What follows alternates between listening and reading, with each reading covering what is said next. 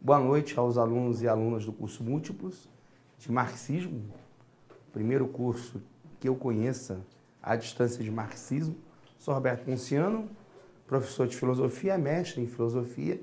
Minha linha de pesquisa foi em Marx e na filosofia francesa contemporânea. Boa noite também aos alunos presenciais. Hoje a gente vai fazer um passeio no marxismo. A gente vai entender o porquê desse curso e por que a gente estudar o jovem Marx, né? O Marx que é menos conhecido e menos compreendido na tradição do marxismo no Brasil. Hoje, inclusive, ontem morreu um grande marxista, um grande especialista no jovem Marx, que é Leandro Conder.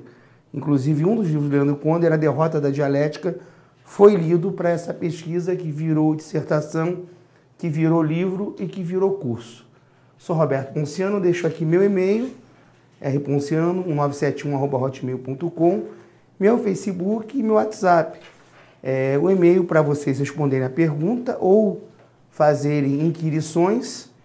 No Facebook eu criei um grupo, curso de Marxismo do Múltiplos, peçam para eu adicionar vocês ao grupo, e no WhatsApp a gente vai criar um grupo também para poder dialogar, né? Mas vamos entrar na aula propriamente dita. Vamos tentar entender o que a gente está discutindo, né? A gente vive no século XXI o que se chama a débâcle, a derrota das ideologias. A gente tem uma grande crise do movimento sindical, do movimento social, dos movimentos de contestação, com o fim do chamado socialismo real. Com a derrota, e quando eu falo derrota, é diferente de fracasso. A ideia de derrota já contém uma visão diferente, uma leitura diferente da leitura de fracasso. Quando você fala fracasso, você anula toda a experiência socialista. Quando você fala em derrota, derrota é uma disputa em um bloco ganhou e outro bloco perdeu. Mas o que as pessoas ouvem falar, o que as pessoas ouvem dizer é que a história acabou. As ideologias acabaram, não existe mais ideologia. É um não tempo. Olá, Kátia. Seja bem-vinda. É um não tempo, é um não lugar, né? É o shopping center. Pode. Seja bem-vinda, Kátia. O que é o shopping center, né? O shopping center é uma estrutura igual que está em todos os países, com a mesma arquitetura, com as mesmas lojas, com a mesma forma de vestir, com a mesma forma de comer. É um não lugar, né? Então a ideia de ideologia, né? Quando se fala as ideologias morreram, tudo acabou, não tem mais ideologia. Para que serve ideologia? O que é ideologia? Tem alguém no século XXI ainda pregando ideologia? Para a gente refletir, pensar e entender, né? O marxismo é uma ideologia também, né? O marxismo, em geral, ele é atacado por pessoas que nunca leram uma linha de Marx. Em geral, quando as pessoas falam, olha, Marx está superado, eu vou dialogar, tá, mas em que parte do Marx está superado? Da parte que ele falou do comunismo. Mas eu falei, mas o Marx nunca falou do comunismo. Marx não escreveu nenhum livro O Comunismo. O grande livro do Marx se chama O Capital. É o maior leitor, é o maior teórico do Capital. Quem diz isso não é Lenin, é Delfim Neto. Delfim Neto escreveu um artigo faz pouco tempo e disse que para você compreender a crise do capitalismo no século XXI, você tem que ler Karl Marx.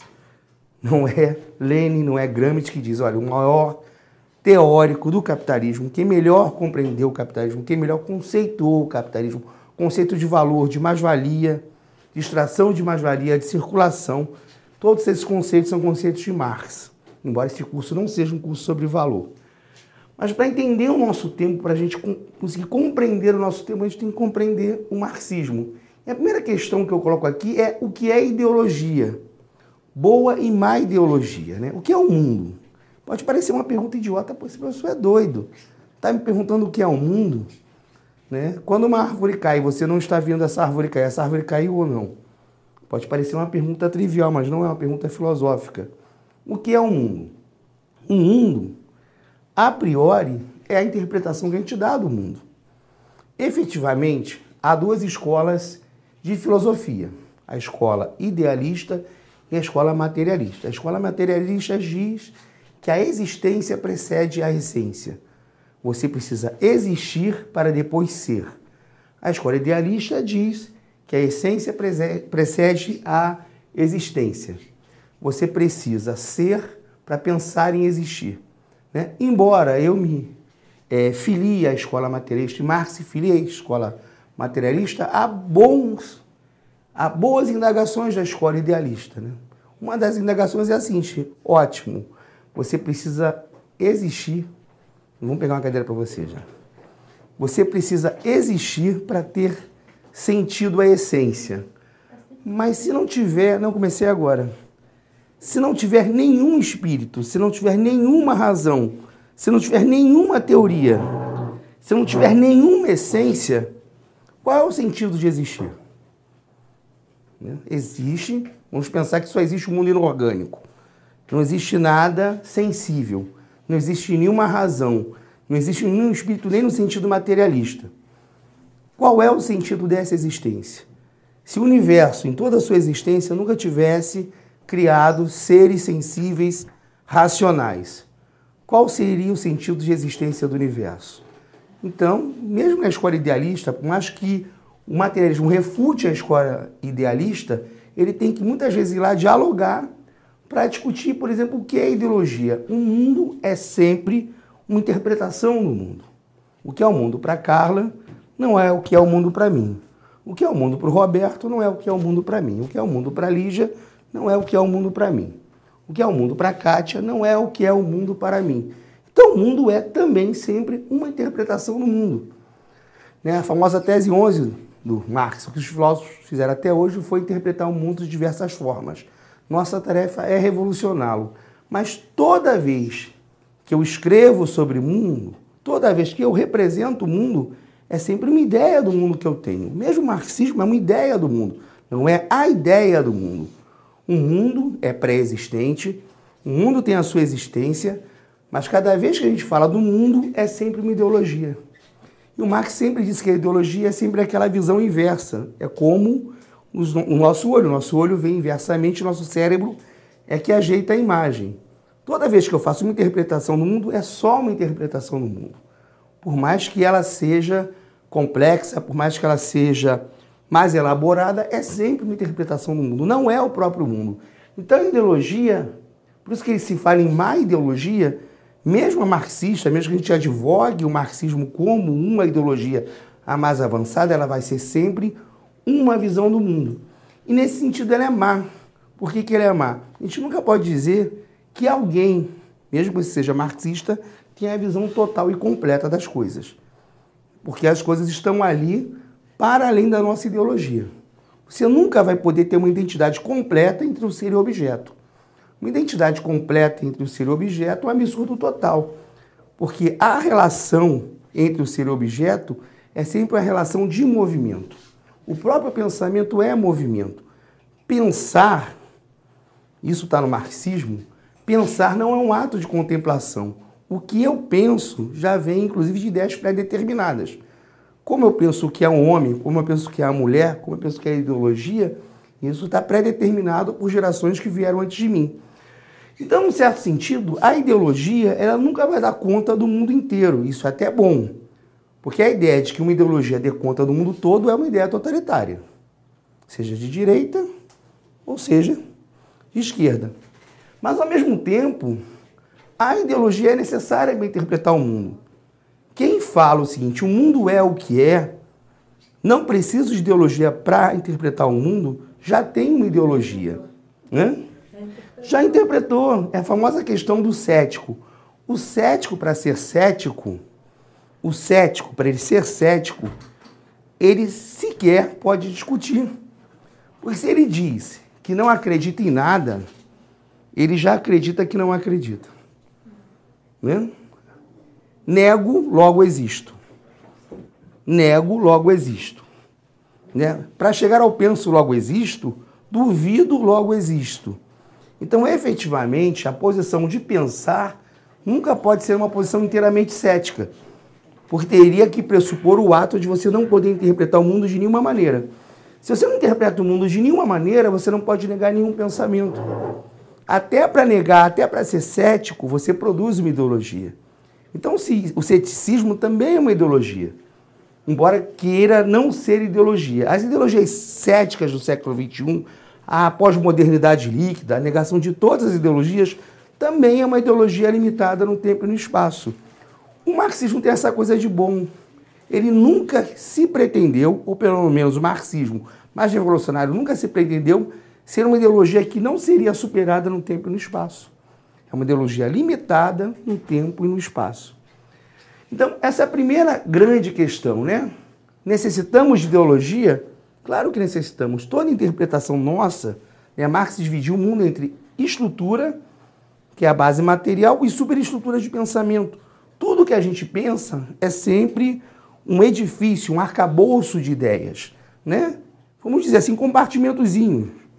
Direito, religião, ciência, são superestruturas que se correlacionam. E, em última instância, a economia determina o movimento dessas estruturas. E é importante falar desse última instância. Esse última instância não é pouca coisa.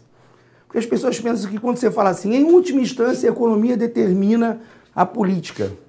Isso não é um determinismo mecânico. Em última instância, quer dizer que você tem uma série de relações ali, uma série de fatores, e em última instância o mais importante é o econômico, mas ele não é o único. A política, inclusive, vai determinar se a economia vai para a direita, vai para a esquerda, vai para frente, vai para trás. Quando você vê um embate político-eleitoral em qualquer país do mundo, você tem uma disputa política no econômico. E se vence um lado ou se vence o outro, a economia vai mais para um lado ou vai mais para o outro. Essa é a ilusão da não ideologia, né? A ilusão da não ideologia é de que a economia é neutra. Sendo neutra, não tem por que ter disputa. Quem faz disputa é ideológico. Isso tem um viés conservador. Qual o viés conservador? As ideias dominantes de uma determinada sociedade são sempre as ideias da classe dominante. E as ideias dominantes têm que funcionar em ponto morto. O ideológico é sempre o outro.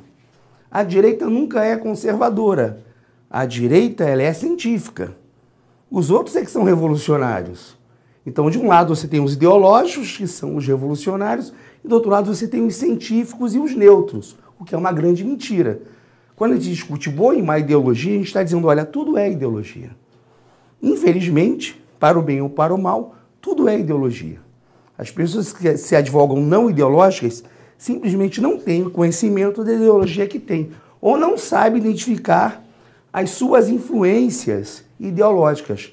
Até para não ser filósofo, você tem que filosofar. Até para negar a filosofia, você tem que filosofar, né? Então, antes de tudo, o marxismo é uma filosofia também. O marxismo é uma ideologia também, né? E que tem várias bases, né? Isso aqui, a base da minha pesquisa, é algo que é praticamente desconhecido no marxismo brasileiro. Pouca gente trabalha com isso, muita gente renega. Althusser, que é um dos autores que eu trouxe, renega essa parte do Marx. É muito interessante algumas coisas do marxismo. Althusser é muito pouco conhecido no Brasil. Muito pouco. Porque ele e tem uma coisa muito, muito interessante nele, porque ele era um filósofo do Partido Comunista Francês, mas que era considerado à esquerda do Partido Comunista Francês, que era extremamente leal ao partido e que dificilmente se insubordinava em termos de conduta disciplinar. Mas a ideologia dele era completamente não ortodoxa. E aí ele se descolava do chamado pensamento oficial stalinista. Mas a forma em que ele pensava Marx se aproximava muito da forma como a nomenclatura oficial pensava Marx, em relação, pelo menos, ao jovem Marx. Porque ele dizia o seguinte, essas obras da juventude de Marx são Marx jovem, tem que ser renegadas. Vamos pensar só no Marx maduro, científico da economia. E você pega o pensamento filosófico que chegou ao Brasil, segundo o próprio Leandro Konder, existe essa ruptura, existe esse pensamento de que quando Marx, na sua juventude, estava influenciado pelo hegelianismo, ele ainda não estava maduro. Então, o que tinha que se ler de Marx era do Manifesto Comunista para frente. As obras de juventude, os manuscritos econômicos filosóficos, ideologia alemã, crítica, a contribuição à crítica da filosofia dos direitos de Hegel, tudo isso tinha que ser abandonado que era um jovem Marx, pequeno burguês, influenciado por Hegel. Isso é de uma pobreza sufocante, porque o motor do marxismo é a dialética é a contradição. Quando você tira esse motor, o marxismo vira algo pragmático e uma nova tomada de poder. Por isso que pouquíssima gente, inclusive os nossos partidos todos, trabalham com essa parte aqui da filosofia de Marx, né? Alguém aqui, eu sei que tem vários militantes de partido político aqui, já ouviu falar de educação dos 5 sentidos em algum partido político? Alguém chegou e falou, vamos estudar a educação dos 5 sentidos. Estamos na infância da humanidade. Estamos na pré-história. Isso é uma ideia hegeliana também, né? De teleologia, de você ter passagens e ter avanços. Estamos na infância da humanidade. O que é a educação dos 5 sentidos? O homem está restrito à carência rude.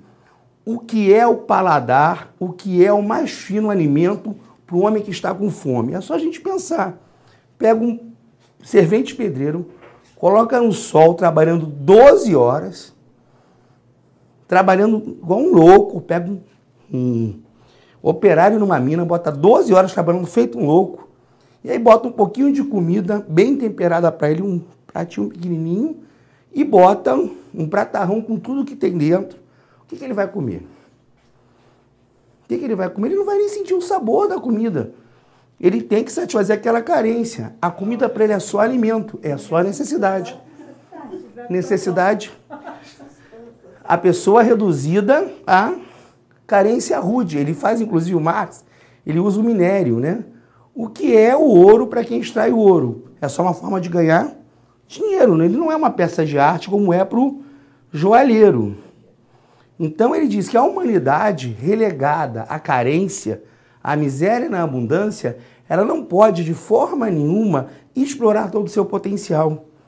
Então a educação dos 5 sentidos é base da construção de uma ética do devir. Por que do devir? Porque ela é impossível numa sociedade de carência na abundância. Porque numa sociedade de carência na abundância, 3/4 não comem e 1/4 não dorme com medo de quem não come. Né? Vocês viram que ano passado no Brasil se assassinaram 30 mil jovens. Isso é uma tragédia, uma guerra civil não declarada. Num país, sim, vive cercado de grades. Você trabalha e vira escravo das suas posses. Você trabalha para manter os seus produtos e vira escravo dos seus produtos. Isso está lá no marxismo, do jovem Marx. Então, essa ideia de educação de 5 sentidos não é a ideia que tem que ser abandonada do comunismo é a ideia da repartição de bens. Estou dizendo que os bens não têm que ser repartidos. Mas não é este o fim último do comunismo. Nunca foi. Marx nunca falou assim, olha, você tem 5 bolsas, aqui tem 5 mulheres, cada uma vai ter que ter uma bolsa. Isso é bobagem, é uma visão pequena burguesa. Eu posso nem querer usar bolsa. Então, no comunismo, todo mundo vai ter um tênis Nike. Isso é bobagem. Não é isso. Quais serão os valores morais dessa nova sociedade? Qual será a ética dessa nova sociedade? Será que eu vou precisar de um tênis Nike para ser feliz? Será que eu vou precisar de um relógio de 10 mil reais para ser feliz? É essa a discussão que ele está colocando. Se o homem está livre da carência rude e tem uma outra construção moral, o homem é uma construção, é um construto, é um movimento.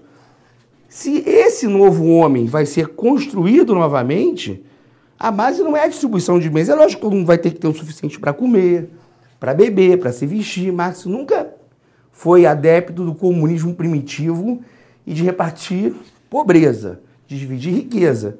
Mas o objetivo não é que cada um tenha uma partilha igual da sociedade. É uma ideia absurda do que seja comunismo.